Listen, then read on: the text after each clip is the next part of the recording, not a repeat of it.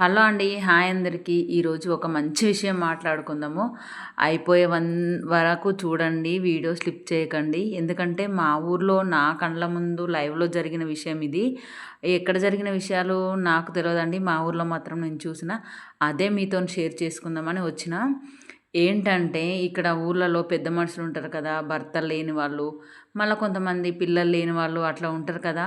వాళ్ళు వాళ్ళకొచ్చిన సమస్యతోనే బాధపడతారు. అంటే పిల్లలు కాక వాళ్ళు దేవుళ్ళకి మొక్కుడు, హాస్పిటల్ తిరుగుడు వాళ్ళ బాధలో వాళ్ళుంటారు కదా! వాళ్ళే చాలా బాధలో ఉంటారు. మళ్ళీ ఇప్పుడు భర్త లేని వాళ్ళు కూడా విధవలంటారు కదా! వాళ్ళు గూడా వాళ్ళ కష్టాలేదో వాళ్ళు పడుకుంటూ, వాళ్ళ బాధలేదో వాళ్ళు పడుకుంటూ ఉంటారు. ఈ ఇరుగు పొరుగు వాళ్ళు, చుట్టాలు, పక్కాలు, ఇంట్లో వాళ్ళు కూడా లాస్ట్‌కి ఇంట్లో వాళ్ళు కూడా ఇరుగు పొరుగు, చుట్టాలు, ఇంట్లో వాళ్ళు వాళ్ళని ఏలన చేసి మాట్లాడడము. వాళ్ళు మళ్ళా వీళ్ళు ఎవరైనా ముఖ్యమైన పని మీద బయటికెళ్తాంటే వాళ్ళు ఎదురొస్తే, వీళ్ళు ఎదురొస్తుర్రని పక్కకు జరగడము. మళ్ళా ఏదన్నా ఇంట్లో శుభకార్యం కానీ, ఏదైనా ఫంక్షన్ కానీ జరిగితే వాళ్ళతోని చేయించకపోవడము, వాళ్ళ ఆశీర్వాదం తీసుకోకపోవడం. మళ్ళా వాళ్ళని ఫంక్షన్‌కి పిలిచి వాళ్ళ చేత బొట్టు పెట్టియకపోవడం, పళ్ళ పుష్పాలు పెట్టించకపోవడము, వాళ్ళను దూరంగా ఉంచడం ఇట్లాంటివి జరిగింది. నా కళ్ళతోని నేను చూసిన ఒకరికి పిల్లలు లేరు.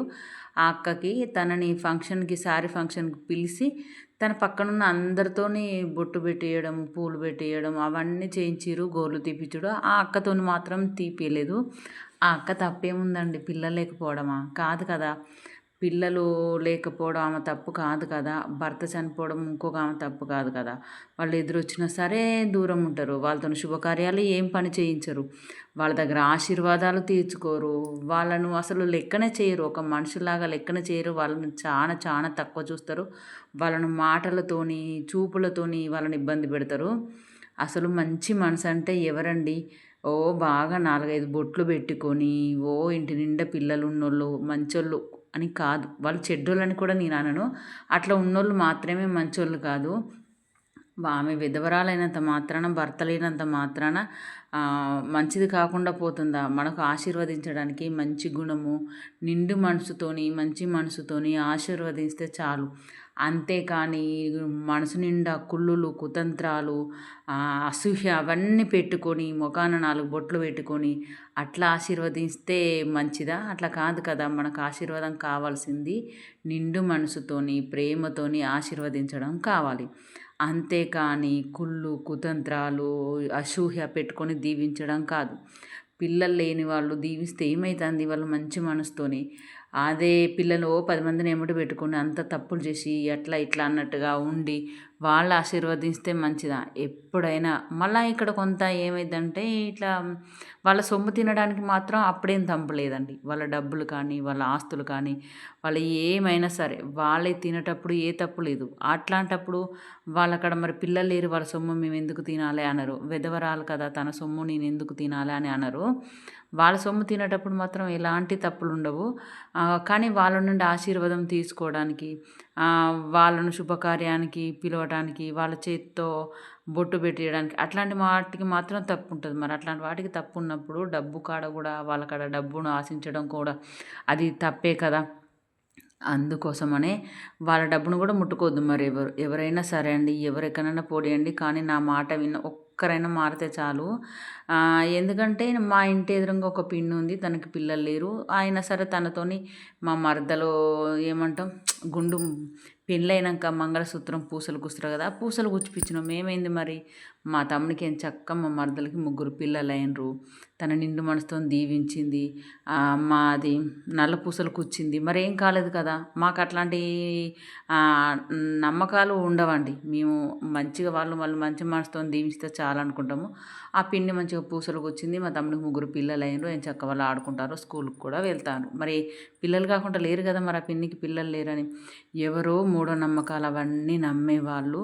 అవన్నీ అట్లా చేస్తారు. ఎవరి మనసు ఇబ్బంది పెట్టకండి. పాపం అట్లాంటప్పుడు వాళ్ళని పిలవకుండానే ఊకోండి. వాళ్ళని పిలిచి వాళ్ళ పక్కనోళ్ళతోని అన్ని పనులు చేయించి, వాళ్ళతోని చేయించకపోవడం వల్ల వాళ్ళ మనసు చాలా బాధపడతది. వాళ్ళని పిలిచి బాధ పెట్టిన దానికంటే మీకు అట్లా మూఢనమ్మకాలుంటే, అట్లాంటి అనుమానాలుంటే వాళ్ళని పిలవకుండా ఉండండి. కానీ వాళ్ళని పిలిచి మాత్రం ఇబ్బంది పెట్టొద్దు. ఎవ్వరైనా సరే వాళ్ళు కుళ్ళులు, కుతంత్రాలు పెట్టుకున్నోళ్ళ కంటే వీళ్ళే చాలా బెటరండి. ఎవరినైనా కించపరచొద్దు, ఎవరినైనా బాధ పెట్టొద్దు, ఎవ్వరి మనసుని బాధ పెట్టొద్దు. అట్లా బాధ పెట్టి మనం చేసుకున్న శుభకార్యం కూడా అది మంచిగా అసలే ఉండదండి. అది మనకు కూడా మంచి జరగదు. వాళ్ళ ఏడుపు తాకుద్ది. అందుకోసమని ఎవరిని ఏడిపియకుండా, ఎవరిని ఇబ్బంది పెట్టకుండా వాళ్ళ ఆశీర్వాదాలు కూడా చాలా మంచిది. మనకు నిండు మనసుతోని, ప్రేమతోని, ఎలాంటి అసూయ లేకుండా ఇచ్చే ఆశీర్వాదం కావాలి. అంతేగాని కుళ్ళులు, కుతంత్రాలు, మనసు నిండా పగలు, ద్వేషాలు పెట్టుకొని ఏదో పైకి నటిస్తూ చల్లగా ఉండు, పిల్లల్ని కాను, నుండు నూరేళ్ళుండు ఇట్లాంటి దీవెనలు అవసరం లేదండి. ఎవరైనా సరే ఎవరిని బాధపెట్టే మాటలు మాట్లాడకండి. ఎవరిని ఇబ్బంది పడే మాటలు అస్సలు మాట్లాడొద్దు. మనకు దేవుడిచ్చినట్టు మనం ఉంటాము.